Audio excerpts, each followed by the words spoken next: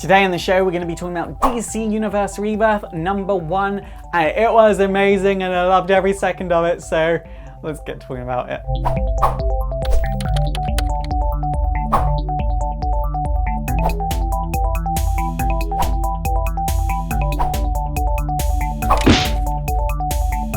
Where do I even begin with this? Oh wait, I know, Wally West is back. I mean the actual Wally West, not the other Wally West, which turned out to be Wally West's second cousin or something. In the New 52 universe, there was a different Wally West. He was mixed race. It turned out to be a totally different character that is actually related to the pre-New 52 universe's Wally West. It's a whole thing, but it's still really, really fun. I liked that this whole thing starred Wally West. It's sort of like, this whole thing started with a Flash and now it ends with a different Flash. So for all of you that didn't read DC Universe Special, let me explain to you what happens. So when a speedster dies, they don't decay and die like a regular human. They actually become one with the Speed Force and become like kinetic energy, so they can power the next generation of speedsters. So for all of you that don't know the situation, let me explain it to you. We've got Wally West traveling around the Speed Force. He is dying, he's on his last legs, so he's visiting people around the New 52 universe and he just needs someone to remember him and then he can enter this universe. But obviously because he never existed in this universe, it's really, really hard to get people to remember him. Because he's been trapped in the Speed Force for so long, he's actually able to observe it and he's actually able to see like the universe was altered by an outside source. Like it was someone else putting in their hand and fucking things up. And now Wally wants to find out who that is so he can help save the day and bring back his children, bring back his family, and really just bring back the people that he loves as he loved them. First person we see him visit is Batman, and he says to Batman, "Remember how you got that note from your dad? A thing happened and you got a note from your dad from an alternate reality. Try and remember how that happened," and then he flashes back into the Speed Force. I don't want to spoil every individual scene in this special because it really just does set the foundation of how Rebirth is going to work. It's not really a good story in itself, although I found it really, really entertaining. It was really, really good. And there's a big thing at the end that sort of gives us a lot of edge for the rest of this event, but at the same time, yeah, it's not exactly the greatest story in the world because it's just setting down a foundation of how the old universe is going to enter the new universe and how everything's going to come together. Then as the issue goes on, we see Wally appearing before more and more people, and then he eventually appears before his ex-wife because he's like, oh, if one person's going to remember me, it's going to be her, the love of my life, the woman that had my children. She's going to remember me and I can come back into reality. And he appears before her and he's like, please remember me, look me in the eyes and tell me you don't love me. And she goes, I don't know you. And then he flashes back into the Speed Force and he's given up. He's about to die. And then that's when he appears before Barry Allen, and that is who remembers him. He thanks Barry for the life he had. He says to him, I'm about to die. You don't know me, but thank you for everything you did. Thank you for who you were, who you are, and who you're going to become. Just thank you for everything.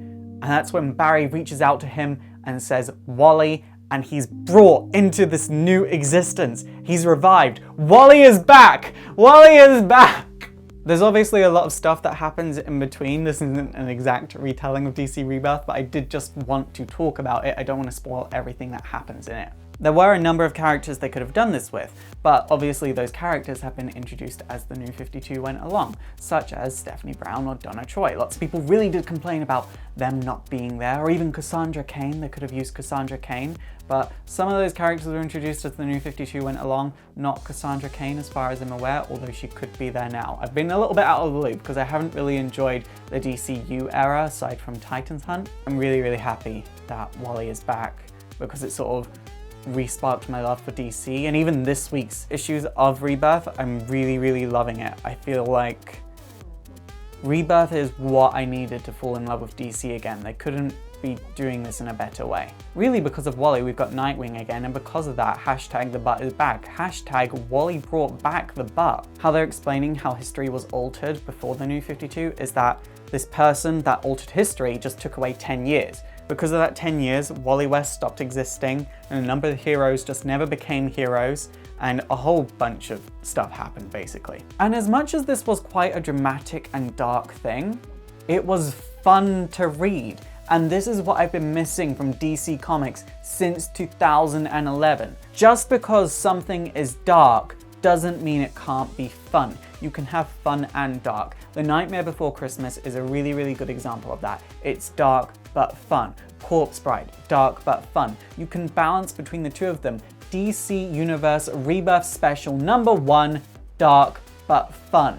You can balance them, and this is what they did here, so I'm really, really happy about that. And there's a lot of things that Titans fans will see, but regular fans might not see, and it's that they keep almost letting in these little apologies about the legacy of the Titans. Titans fans were genuinely offended by the occurrence of the New 52 and how the Titans legacy was just kind of like shoved to the side as if the Titans didn't matter and as if they weren't the best-selling comic in the world through the majority of the 80s. Just saying. So in Rebirth, you're going to have the Titans and the Teen Titans. So the Titans is essentially going to be a book like the new Teen Titans. It's going to be structured off of that, meaning it's going to be very, very good if it's done right. It could potentially be the best book that DC lets out every single month, but it's using a 1960s Teen Titans lineup, which I find very curious but very, very exciting.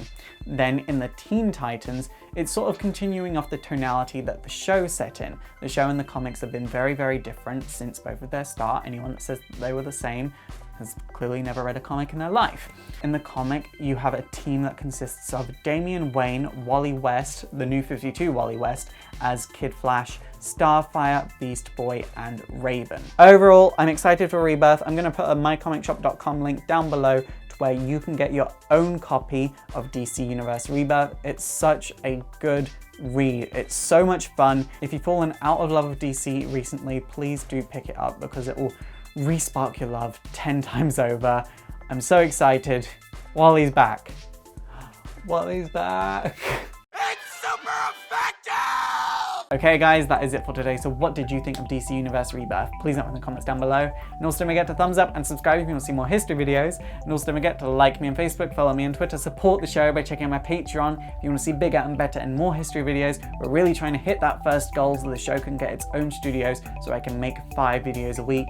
And also don't forget to subscribe to my vlogging channel. I'm doing live vlogs and taking you around with me in my everyday life. But for now, my name is Faust. This has been Exploring Comics and it is super effective.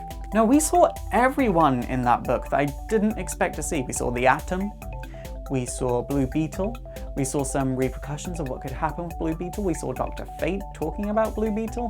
It was really, really interesting to see sort of like all these characters crossing over that I just never would have expected. And I'm excited to see where this goes going forward. Although I am really, really happy that Aqualad is gay and no one's been complaining. Like, I know someone's going to complain in the comments of this video, but up to this point, upon filming this video, no one has come to me complaining that a character has been turned gay, because everyone feels the need to come to the gay person to complain about it as if I wrote it personally. But this time, no one has done that. People complained to me that Batwoman was made gay. Like, first off, she was gay from the beginning. Like, she was a new character that was gay. It wasn't like they turned the 1960s Batwoman gay. Like, it's a new character. And second off, don't complain to the person that wants more gay characters that characters are being made gay.